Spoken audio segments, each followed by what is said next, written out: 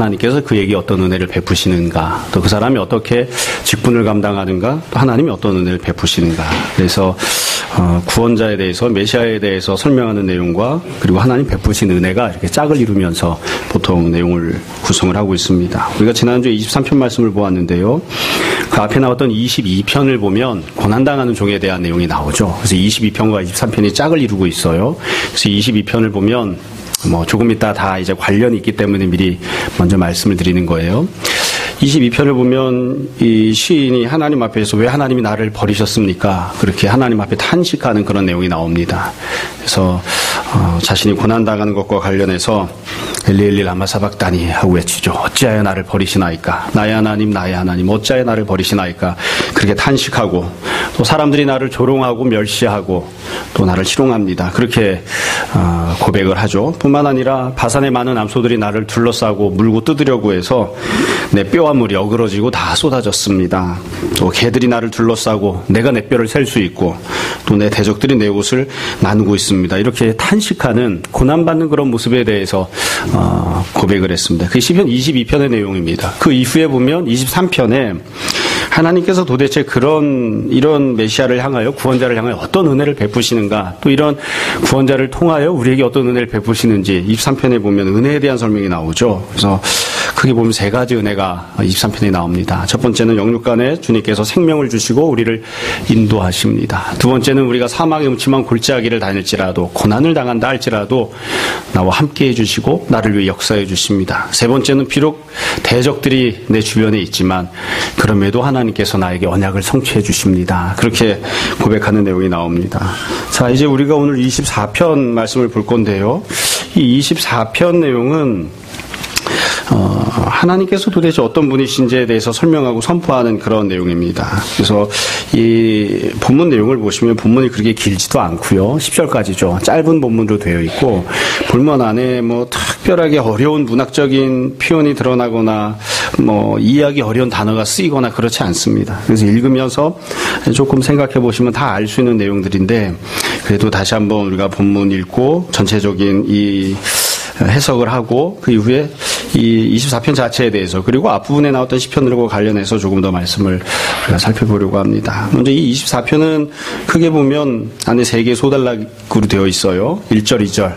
맨 처음에 나오는 부분은 과거의 모습에 대한 내용이고요. 그 뒤에 3절부터 6절은 현재의 모습에 대한 내용, 그리고 7절부터 10절은 미래에 이루어질 모습에 대한 내용을 담고 있습니다. 그러니까 과거에 하나님이 어떠한 분이셨는지, 그리고 지금 현재 하나님이 어떠한 분이신지, 그리고 미래의 하나님은 어떠한 분이신지, 하나님에 대해서 시점을 기준으로 세 가지로 선포하고 설명하고 있습니다. 먼저 1절, 2절을 보세요. 1절에 보시면 땅과 거기에 충만한 것과, 그러니까 땅이 있어요. 땅이 있고 그 안에 살아가고 있는 모든 것들, 그 안에 있는 모든 피조물들, 생명체들, 이렇게 이야기하죠. 또 두 번째 줄에 보시면 세계라고 하는 것은 사람이 만든 그런 도시, 또 지역들, 이런 사람이 살아가는 인간 세계입니다. 인간 세계와 그 가운데 사는 자들, 그 가운데 살아가고 있는 사람들, 이 모든 것들이 다 여호와의 것이로다. 하나님의 것이라고 선포를 합니다. 하나님께서 자연 세계를 만드시면서 하늘을 만드시고 땅을 만드시고 바다를 만드셨죠. 그리고 이런 거대한 구조들을 만드시고 난 뒤에 그 안에 들어가서 살아야 할 그런 피조물들을 만드셨어요. 하늘에는 새들이, 땅에는 짐승들이, 바다에는 물고기들이, 그래서 피조 세계와 그 안에 살아가고 있는 모든 것들을 만드셨고, 또 그 모든 것들이 하나님의 것이다.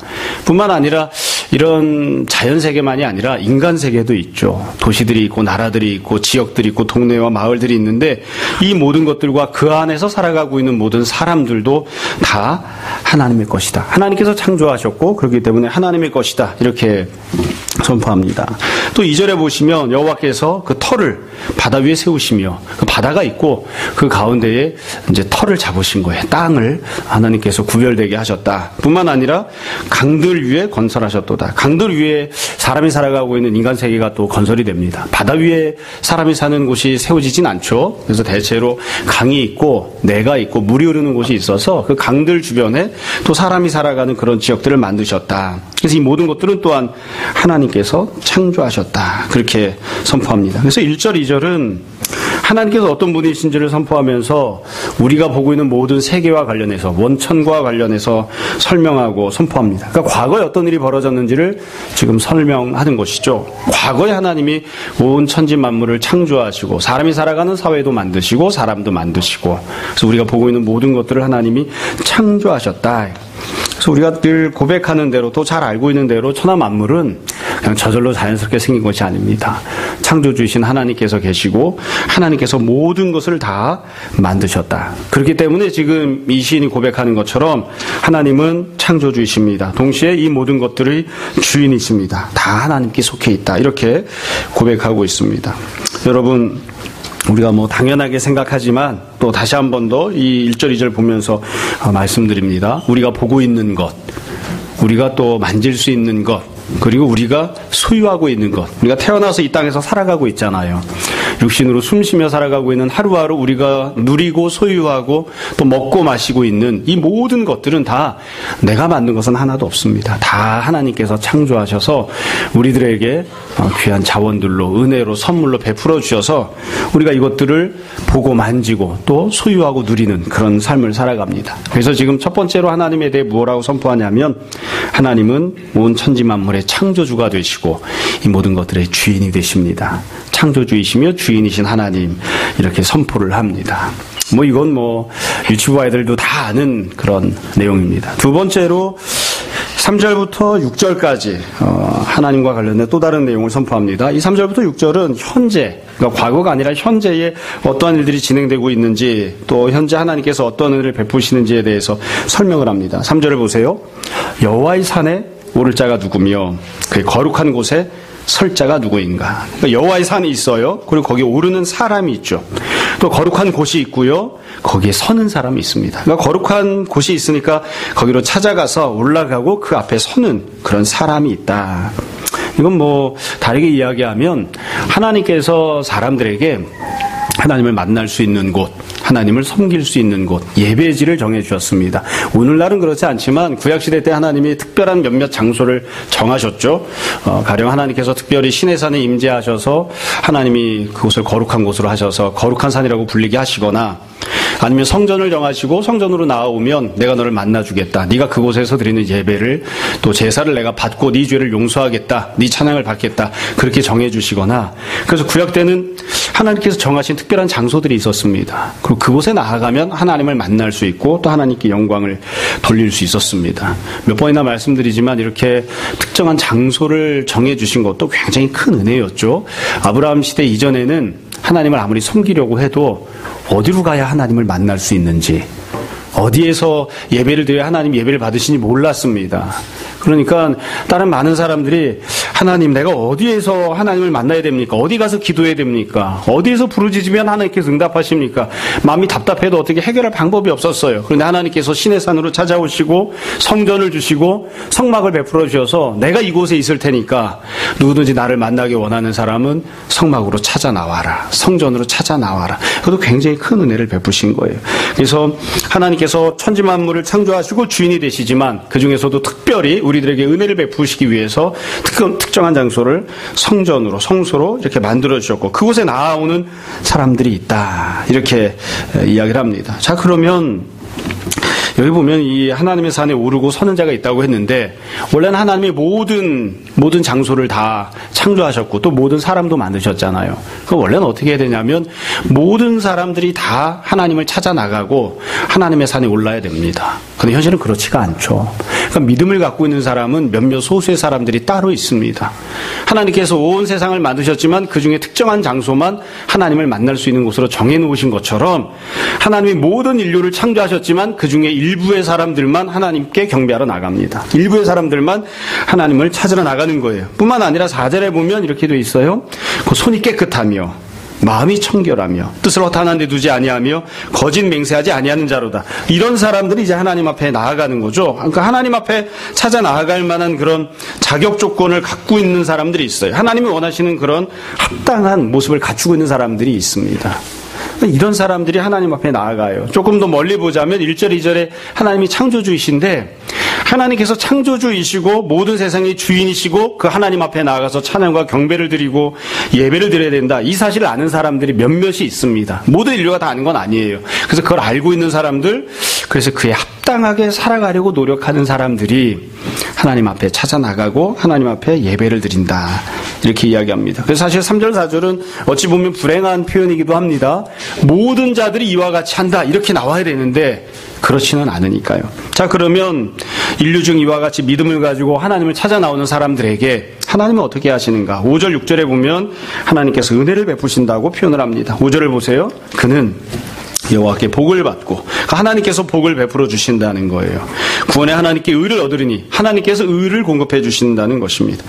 6절에 이는 여호와를 찾는 족속이요 야곱의 하나님의 얼굴을 구하는 자로다. 그래서 하나님께서 어떤 분이시냐? 현재 상황에 대해서 이야기를 합니다. 현재 어떠한 모습을 이야기하냐면 하나님께 찾아 나오는 사람, 또 하나님께 예배드리는 사람, 하나님께 은혜를 구하는 자에게 하나님께서 복을 베풀어 주시고 의를 허락하여 주신다. 이게 하나님께서 행하시는 일이다. 이렇게 선포합니다. 이게 현재 상황입니다. 사실 이 3절부터 6절까지 있는 내용은 아까 말씀드린 것처럼 마땅히 사람들이 보여야 할 모습에 대해서 이야기하는 것이기도 하지만 동시에 불행한 모습이기도 합니다. 왜냐하면 하나님이 천지 만물을 다 지으셨으니까 원칙은 어떻게 이야기해야 맞냐면 하나님이 만드신 하늘도 땅도 바다도 하나님 앞에서 찬양합니다. 이렇게 선포해야 돼요. 그게 맞죠. 우리가 들리지 않기 때문에 하늘과 땅과 바다가 하나님을 찬양하는지 안 하는지 잘 모르겠어요. 성경을 보면 다 그렇게 한다고 이야기하고 있으니까. 그러면 하나님께서 모든 사람들을 다 만드셨으니까, 모든 세계를 창조하셨으니까 온 자연세계, 온 사람들이 만드는 이 인간 세계와 모든 인류가 다 하나님께 찬양하고 경배해야 되는데 그렇게는 안 하고 있는 거죠. 그래서 하나님께 믿음을 가지고 나오는 일부의 사람들이 있고 하나님께서 그들에게 현재 은혜를 베푸십니다. 이게 현재 상황과 관련되어 있는 그런 선포입니다. 여러분 성경에 보시면 우리 예수님께서 예루살렘에 사셨던 유명한 비유가 있습니다. 포도원 비유라고 있죠. 그 포도원 비유를 보면 주인이 한 사람이 포도원을 다 만듭니다. 누가 만들었느냐? 그 주인이 만든 겁니다. 땅도 주인의 것, 만드는 과정도 주인이 다 행한 것, 그래서 소유권은 주인이 갖고 있습니다. 근데 그 포도원을 주인이 직접 하지 않고 몇몇 사람들에게, 농부들에게 세를 주고 가죠. 그러니까 소작농을 두고 가는 겁니다. 그리고 일정한 시간이 지나서 이 주인이 종을 보내서 소작농들에게 약속했던 세를 좀 내라 그랬더니만 이 소작농들이 자신들이 마땅히 내야 될 세를 내지 않습니다. 그리고 도리어 종들을 때리고 죽이는 그런 일들을 하죠. 그러니까 지금도 사실 그와 같은 모습이에요. 온 천하 만물이 다 하나님의 것이고 하나님께서 창조하시고 우리들에게 잠시 맡겨주셨는데, 그래서 우리가 소유하고 누리는 모든 것들이 다 하나님의 은혜이고 선물인데, 그래서 우리는 청지기들인데 마땅히 그래서 하나님께 영광 돌리고 하나님께 간구하고 예배드려야 되는데 일부의 사람들만 그렇게 행한다. 그리고 그들에게 하나님이 은혜를 베푸신다. 이렇게 지금 선포하고 있습니다. 자, 마지막 세 번째 내용이 7절부터 10절입니다. 하민아, 설교 일찍 끝날 것 같지? 아니야? 잘 들어봐. 나중에 또 물어볼 테니까. 하민이 왜 이렇게 피곤해 보이지? 자, 마지막 7절부터 10절입니다. 본문에서 마지막입니다. 이 7절에서 10절에 보시면 미래의 모습에 대한 내용이 나옵니다. 사실 이게 제가 미래라고 얘기했지만 본문에서 미래에 이렇게 명시적으로 이야기하지는 않았습니다. 내용을 보면 그렇다는 거예요. 자, 7절부터 10절이 사실은 우리가 읽고 있는 이 24편에서 제일 중요한 핵심입니다. 딱 보면 후렴구죠. 똑같은 내용을 두 번이나 반복했잖아요. 제가 다시 한번 읽어드릴게요. 7절 문들아 너희 머리를 들지어다. 영원한 물들아 들릴지어다. 영광의 왕이 들어가시리로다. 영광의 왕이 누구시냐? 강호능한 여호와시오 전쟁에 능한 여호와시로다. 한 번 했습니다. 그리고 이걸 한 번으로 끝나지 않아요. 다시 또 한 번 합니다. 9절 문들아 너희 머리를 들지어다. 영원한 문들아 들릴지어다. 영광의 왕이 들어가시리로다. 영광의 왕이 누구시냐? 만군의 여호와께서 곧 영광의 왕이시로다. 이거 왜 이렇게 두 번이나 했을까요? 이 시편을 쓴 사람이 잘못 쓴 거 아닐까요? 한 번만 쓰면 되는데 두 번이나 똑같이 반복해서. 잘못 쓴 게 아닙니다. 두 번을 의도적으로 반복을 한 거예요. 그럼 왜 이렇게 두 번이나 반복했느냐? 뭐 이유는 간단합니다. 중요하기 때문입니다. 이게 핵심이기 때문에 그렇습니다. 24편에서 정말 이 시인이 고백하고 싶은 내용은 이 뒤에 나오는 7절부터 10절이에요. 조금 이제 단어 하나하나씩 뜯어가면서 조금 더 상세하게 설명을 해볼게요. 자, 7절에 문들아 너희 머리를 들지어다. 영원한 문들아 들릴지어다. 이렇게 했죠. 여러분, 문들이 머리를 든다는 게 무슨 뜻일까요? 모릅니다. 이게 무슨 뜻인지 잘 모릅니다. 한번 생각을 해보세요. 문이 머리가 있습니까? 우리 흔히 생각할 때 문에게 머리가 있다고 치면 문을 만들었을 때 위에 이렇게 딱 얹어놓은 그 가로대 이런 게 머리가 아닐까 이렇게 생각할 수 있어요. 그러면 그걸 갖다 다 뜯어버리거나 그게 이렇게 들린다는 게 도대체 무슨 뜻이냐? 이거 잘 모릅니다. 그래서 뭐 제가 찾아볼 수 있는 모든 책, 여러분이 찾아볼 수 있는 모든 책을 찾아보면 의견이 분분합니다. 사람마다 다 각각 의견이 이렇다 저렇다 이야기하는 거예요. 이렇게 의견이 분분한 이유는 왜 의견이 분분한 걸까요? 모르기 때문입니다. 확실하게 알 수 있으면 간단하게 딱 이런 뜻이다 설명하면 되는데 그렇지 않은 거예요. 여튼 문들아 머리를 들어라 했을 때 이게 문자적으로 무슨 뜻인지 모르겠는데 여하튼 일어나서 경배한다. 일어나서 경배한다. 그런 뜻이 아닐까 이렇게 생각해 볼 수 있어요. 그 다음에 여기서 보면 문들이라고 했죠. 그럼 문은 자연세계가 아니죠. 하늘도 아니고 땅도 아니고 바다도 아닙니다. 그러니까 사람이 만든 무언가예요. 사람이 만든 무언가, 어떤 공간이 있어서 거기로 들어가는 곳이잖아요. 그러니까 그 들어가는 그 입구 부분이 일어나라. 그 입구 부분이 머리를 들어라. 이렇게 이야기를 하고 있는 거니까 얼핏 생각해 보면 인간이 만든 어떤 세계로 누군가가 들어오는, 그리고 다 일어나서 경배하라고 하는 그런 권면인가 이렇게 생각해 볼 수도 있습니다. 그런데 가만히 보면 이 문에 대해서 뭐라고 표현했냐면 문들아 너희 머리를 들지어다. 영원한 문들아 들릴지어다 했어요. 이 문들이 갖고 있는 특징이 있어요. 이게 이름일 수도 있고 특징일 수도 있는데 이 문들은 영원한 문들입니다. 영원한 문들. 그거 한번 생각해 보십시오. 여러분 성경에, 구약 성경에, 신약도 마찬가지입니다. 혹시 이스라엘이 알고 있던 어떤 문, 혹은 이스라엘이 갖고 있던 문 중에 영원한 문 이렇게 붙여있는, 이렇게 이름 붙여있는 문이 있었나요? 성경에 한 구절도 안 나옵니다. 영원한 문이라고 하는 표현은 여기 시편 24편에만 나옵니다. 신구약 전체 통틀어서. 이 영원한 문은 도대체 어떤 문일까? 이걸 그래서 우리가 그냥 추정을 하는 거예요. 모르니까. 그런데 그냥 쉽게 생각해 볼 수 있는 부분이 있어요. 영원한 문으로 들어가는 성이 있다면 그 성은 어떤 성일까요? 영원한 성이겠죠. 간단합니다. 만약에 영원한 문을 통해서 들어가는 곳이 성전이라면 그 성전은 어떤 성전일까요? 영원한 성전이겠죠. 그러니까 지금 여기서 이야기하고 있는 영원한 문들이라고 하는 것은 영원한 문들을 향해서 이렇게 들려지라고 이렇게 이야기하고 있는데 이 영원한 문들이라고 하는 것은 사람이 만든 어떤 건축물이나 당시에 있었던 어떤 예루살렘 성이나 예루살렘 성전으로 들어가는 그런 문을 뜻하는 건 아닌 것 같아요. 그렇게 표현한 적이 없어요. 그리고 그냥 이게 단순한 이름이 아니라 본질적인 특징을 표현한 거라고 한다면 예루살렘 성은 영원하지 않습니다. 예루살렘 성에 있는 문도 영원하지 않아요. 예루살렘 성전도 영원하지 않습니다. 그러니까 영원한 문들을 향해서 들릴지어다 이렇게 이야기했을 때에는 우리는 잘 알지 못하지만, 우리는 경험한 적이 없지만, 우리는 본 적이 없지만, 그러나 영원한 성이 있고 영원한 성전이 있고 그곳으로 들어가는 것을 인도해주는 영원한 문들이 있는 거예요. 그리고 그 문들을 향해서 이제 일어나서 들려지고 그리고 이제 경배하라고 그렇게 찬양을 하고 있는 것이죠. 자, 그러면 이렇게 문들을 향해서 들릴지어다 이렇게 이야기를 했는데 도대체 왜 이렇게 들리라고 했느냐? 7절 두 번째 줄에 보면 영광의 왕이 들어가시기 때문입니다. 영광의 왕이. 사실 이걸 그냥 국어 시간에 영광의 왕 하면 아름다운 수식어이긴 한데 문맥적으로 일관성을 가지고 표현하면 무슨 왕이라고 표현하는 게 맞냐면 영원한 왕이 들어가신다 이렇게 표현하는 게 더 맞겠죠. 영원한 문들로 들어가시는 분이니까 영원한 왕이 들어가시는 거예요. 그러니까 그냥 제가 이 성경에다 더 첨가할 수는 없지만 영광스러운 왕, 다시는 결코 변하지 않는 새로운 왕을 세울 필요가 없는 영원하신 영광스러운 왕이 들어가시기 때문에 이 영원한 문들이 다 들려야 된다고 이야기를 하는 거예요. 그러면 8절 영광의 왕은 도대체 누구시냐? 강하고 능한 여호와시요 전쟁에 능한 여호와시로다. 그러니까 하나님께서 이 영원한 왕이라고 지금 선포를 하고 있습니다. 어렵지 않은 내용이에요. 하나님께서 들어가시기 때문에 영원한 문들이 들려야 된다고 하는 거예요.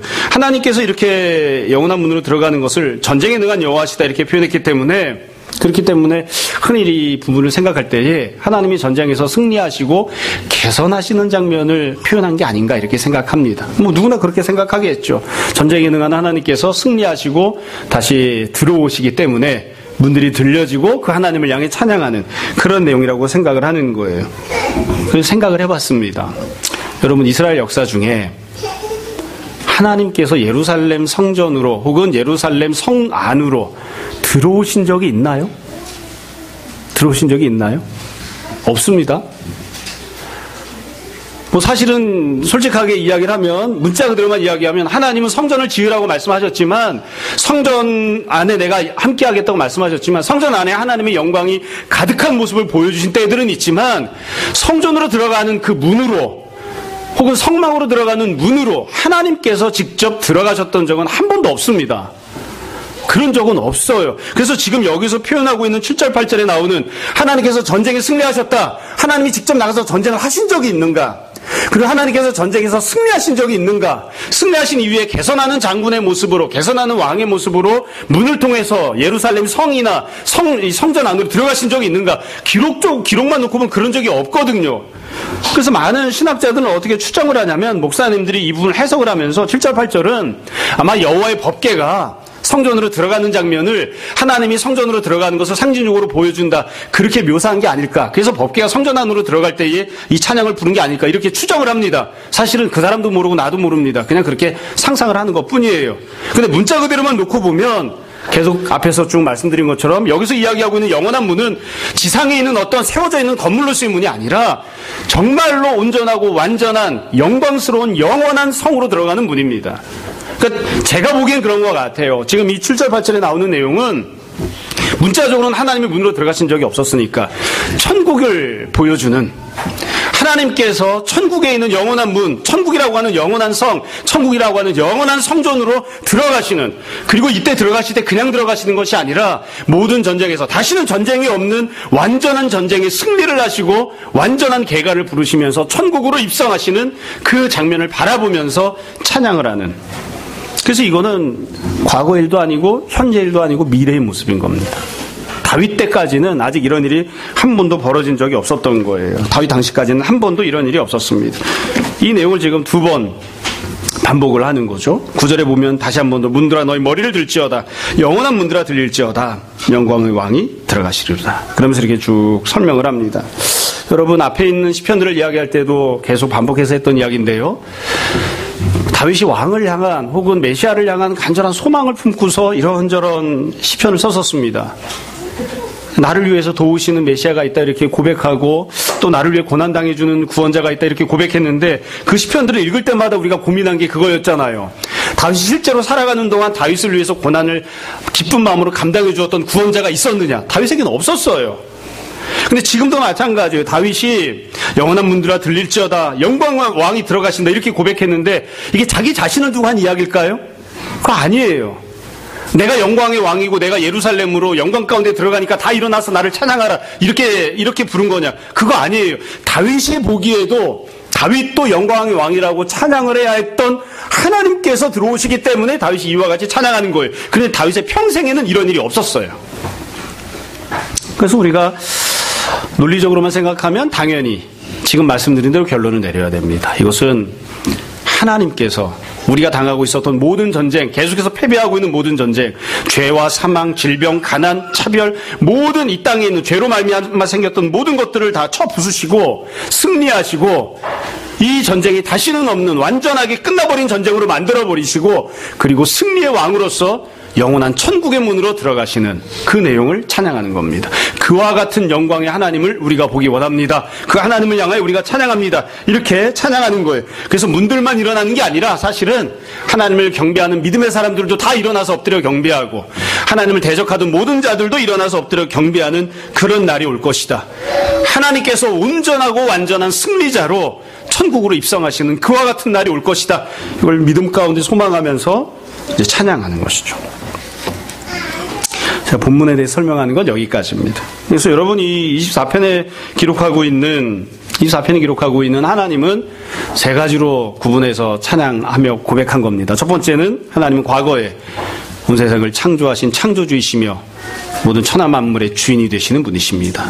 두 번째로는 모든 피조세계나 모든 사람들이 다 주님을 경배하는 것은 아니지만, 이 땅에서 현재 살아가는 동안 믿음을 갖고 하나님 앞에 나와 경배하고 기도하는 자들에게 은혜를 베푸시고 응답하시는 하나님이십니다.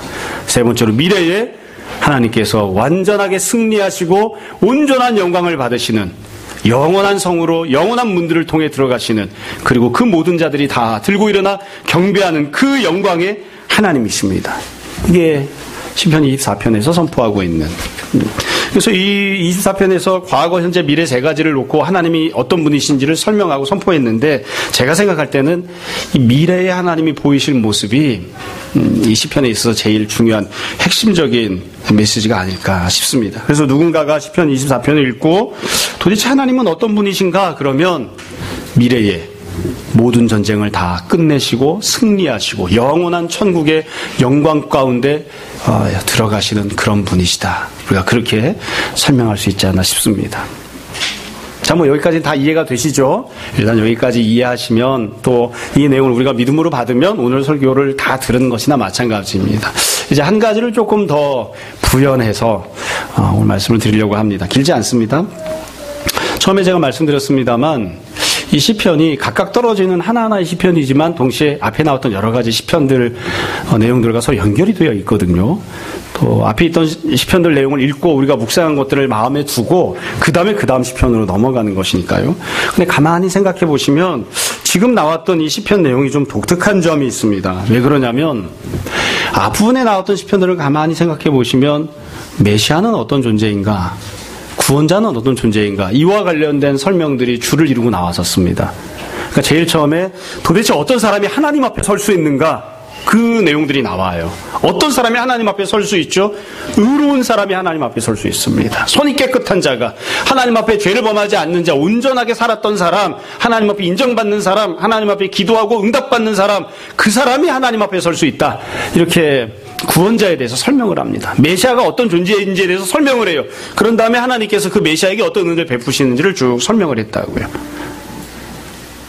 그리고 제가 처음에 말씀드렸던 내용이 그 다음에 나옵니다. 시편 22편에 보면 메시아가 도대체 어떻게 자기가 받은 직분을 감당하는지 설명이 나옵니다. 메시아는 나가서 전쟁하고 승리하고 나가서 무언가를 쟁취하고 이런 것으로 메시아 직분을 감당하는 게 아니라 고난받는 종의 모습으로 직분을 감당합니다. 그러니까 구원자가 어떤 존재인지 메시아가 어떤 일을 감당하는지가 쭉 나왔어요. 근데 지금 시편을 보면 24편은 그런 점에서 보면 논리적으로 일관성을 갖고 있지 않아요. 왜냐하면 지금 이 24편은 메시아가 어떤 존재인지를 설명하는 게 아니에요. 메시아를 통해 어떤 은혜를 받는지를 설명하는 게 아니라 하나님이 어떤 분이신지를 설명하고 있다고요. 하나님이 어떤 분이신지. 근데 일관성이 없죠. 시편이 쭉 앞에 나왔던 내용들을 보면. 그래서 이 이야기가 좀 어려운 점이 있습니다. 해석하기가. 아마 구약시대 또 예수님 당시의 사람들은 이걸 잘 받아들이기가 어려웠을 거예요. 왜 메시아에 대한 내용을 이야기하다가 갑자기 하나님에 대한 내용을 이야기하지? 지금 이 내용도 보시면 단순하잖아요. 메시아가 구원을 주는 건가요? 아닙니다. 하나님께서 직접 뭔가를 하신다는 거예요. 하나님께서 구원을 주세요. 하나님께서 은혜를 주시고 하나님께서 메시아를 보내주시거나 기름 부음 받은 어떤 구원자, 직분자를 보내주셔서 왕을 보내주셔서 왕이 무언가를 하게 한다 이렇게 말씀하시는 게 아니라 하나님이 직접 무언가를 하세요. 그리고 그 하나님이 도대체 어떤 분이신지를 설명을 했다고요. 그러니까 앞에 있던 내용들과 좀 다른 거예요. 그래서 우리가 이 앞에 있던 시편들과 지금 이 24편 읽으면서 이거를 같이 묶어서 이해하려고 하면 당연히 그런 질문을 하게 되죠. 도대체 메시아가 우리에게 구원을 주는 것인가? 아니면 하나님이 직접 우리에게 구원을 베풀어 주시는 건가? 누가 우리에게 구원을 주는 거죠? 물론 두 가지가 다 하나님 선택하실 수 있는 방법이죠. 하나님 직접 역사하시기도 하고 사람을 보내시기도 하니까요. 근데 우리가 이 좀 다르게 설명하고 있다는 것을 잘 생각을 해봐야 돼요. 그리고 나서 가만히 생각해 보시면 아마 구약 이스라엘 백성들은 몰랐을 수도 있지만 우리는 충분히 이해할 수 있는 점이 있습니다. 참으로 놀랍게도 이 다윗이 시편을 쓰면서 메시아가 어떤 존재인지를 이야기하면서 구원을 베푸시는 하나님이 어떤 분인지를 설명하면서 지금 세 가지 차원을 이야기하고 있다는 것을 알 수 있습니다. 첫 번째는 아까부터 계속 말씀드린 내용이에요. 누가 하나님 앞에 설 수 있는가? 온전한 의인이 하나님 앞에 설 수 있습니다. 그러니까 메시아는, 구원자는 온전한 의인이어야 됩니다. 하나님 앞에 기도하고 간구하고 제사 드릴 때 하나님이 그것을 받으시는 온전한 의인만이 하나님 앞에 설 수 있어요. 메시아는 그런 존재여야 돼요. 두 번째로, 그런데 우리가 생각하거나 기대한 것과는 다르게 시편 22편에서 이야기하는 것처럼 그 온전한 의인인 메시아는 고난당하는 과정을 통해서 자신에게 맡겨진 직분을 감당합니다. 그냥 전쟁에 나가서 무조건 승리하고 그냥 가장 높은 부자가 되고 가장 명예로운 사람이 되고 권력자가 되고 이게 아니라 엘리 엘리 라마 사박다니 이렇게 외치는, 왜 나를 버리시나이까? 왜 대적들이 나를 조롱하게 내버려 두십니까? 왜 소떼와 개떼가 나를 둘러싸고 내 뼈를 꺾게 만드십니까? 이렇게 고난당하는 과정을 통해서 메시아가 직분을 감당합니다. 그러니까 메시아가 갖고 있는 중요한 두 가지 특징이 나온 거예요. 첫 번째는 온전한 의인이어야 되고, 두 번째로는 고난받는 종의 모습으로 직분을 감당하는 겁니다. 그리고 지금 마지막 세 번째로 또 다른 중요한 특징이 나온 거예요. 세 번째 중요한 특징이 무엇이냐면, 메시아는 단지 고난을 당하는 것을 통해 직분을 감당하는 것으로 끝나는 것이 아니라, 메시아는 하나님이셔야 하고 동시에 영광 가운데 승리의 개성가를 부르실 분입니다.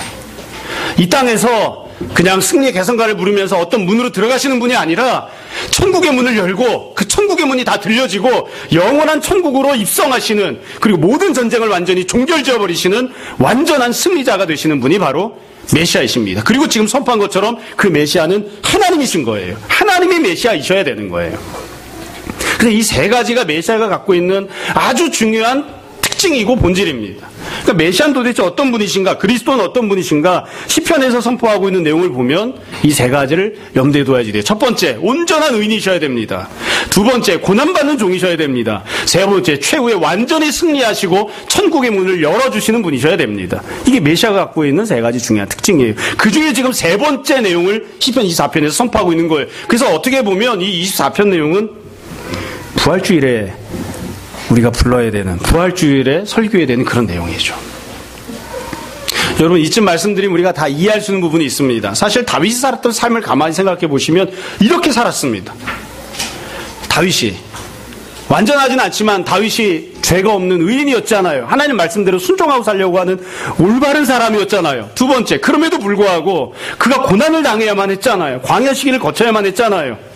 세 번째, 그러나 그것으로 끝나지 않았습니다. 비록 영원한 문은 아니지만 다윗이 예루살렘 성문을 열고 왕관을 쓰고 하나님께 기름 부음 받고 개선하는 왕의 모습으로 들어오게 되죠.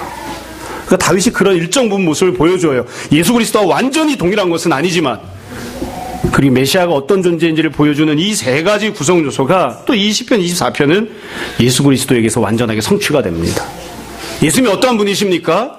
시편에서 선포했던 것처럼 의로우신 분이죠. 시편에서는 그저 율법을 잘 지키는 사람, 흠이 없는 사람, 죄가 없는 사람 이런 정도로 표현했지만 예수님은 그런 율법에 의해서 의롭다고 인정받는 그런 분이 아니세요. 완전하신 하나님이시니까요. 두 번째로, 메시아는 고난당하는 종이었죠. 근데 그 고난당하는 종의 모습을 예수님께서 완전하게 성취해 주셨습니다. 예수님께서는 그저 매질을 당하거나 핍박당하는 정도가 아니라 십자가에 달려 죽임당하시기까지 고난당하셨으니까요. 세 번째로, 예수님께서는 영광의 문으로 들어가시는 분이십니다. 우리가 알고 고백하는 것처럼 주님께서는 십자가에 달려 죽으시고 3일 만에 부활하시고 그리고 승천하셔서 영원한 천국의 문으로 들어가시고 하나님 보좌 옆에 앉아서 경배와 찬양을 받으시는, 그게 바로 예수님이십니다. 그래서 이 모든 시편들의 내용이 예수 그리스도에게서 성취가 되어지죠. 아마 다윗이 이 모든 내용을 다 알았는지는 모르겠습니다. 만약에 명확하게 알았으면 예수님께서 천국의 문을 열어젖히시고 주님께서 천국으로 입성하십니다. 십자가 고난과 부활과 승천이 일어난 이후에 주님께서 천국에 들어오실 때에 천국이라고 하는 영원한 성에 있는 영원한 문들이 다 일어날 것입니다. 경배할 것입니다. 아마 이렇게 썼을 거예요. 근데 아마 그렇게 알지는 못했던 것 같아요. 자, 말씀을 정리하겠습니다. 여러분, 주님께서 이 땅에서 구원자의 직분을 감당하실 때, 또 주님께서 우리를 구원하러 이 땅에 내려오셨을 때 이 세 가지 모습으로 우리를 구원하셨습니다. 첫 번째, 주님은 의로우신 분이셨습니다. 아무 죄가 없으신. 두 번째, 주님은 그럼에도 불구하고 고난당하신 분이셨습니다.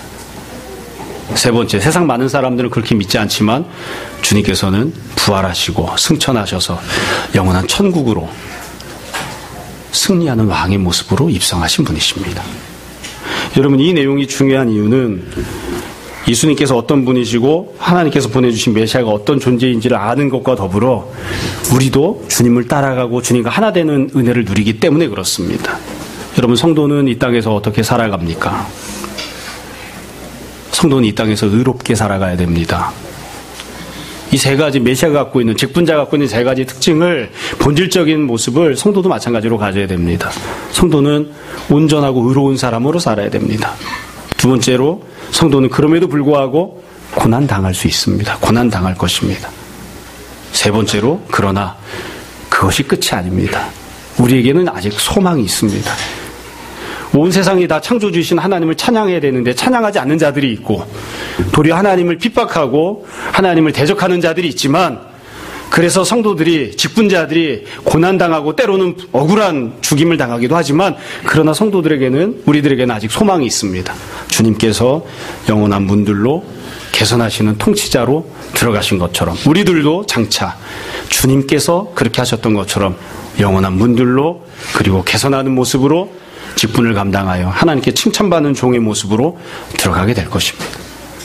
여러분, 삶을 살다 보면 때때로 이 세 가지, 아직 1번의 모습에 있을 때, 의로운 모습으로 살고자 발버둥 칠 때, 2번, 계속해서 고난을 당하고 있을 때, 아무것도 보이지 않는 것처럼 보일 때, 그럴 때 우리에게 예수님께서 누리셨던 그 영광이 우리에게도 아직 남아있음을 생각하고, 우리에게도 소망이 있음을 생각하고, 늘 주님 붙들고 주님을 닮아가는, 또 주님을 쫓아가는 우리들이 다 되었으면 좋겠습니다. 여러분, 세상을 살면서 고난이 없으면 참 좋은데, 또 직분을 감당하면서 승리하는 모습으로만 직분을 감당하면 참 좋은데, 하나님께서 우리에게 그렇게 하지 않으시고 주님께서 먼저 걸어가신 것처럼 의로움에도 불구하고 고난을 당하게 하실 때, 하늘의 영광을 다시 한 번 더 소망하고 영원한 문들이 들려지고 주님께 경배했던 그 은혜가 우리들에게도 임할 것을 늘 바라보면서 마음의 위로를 삼고 격려를 받고 다시 한 번 더 직분을 감당하는 아름다운 제자의 삶을 우리가 열심으로 달려갔으면 좋겠습니다. 오늘도 내일도 주님 만나게 되는 그날까지 늘 주님 뜻대로 순종하고 살아가는, 또 헌신하며 살아가는 우리들이 다 되기를 주님 이름으로 축원합니다. 잠시 기도하겠습니다.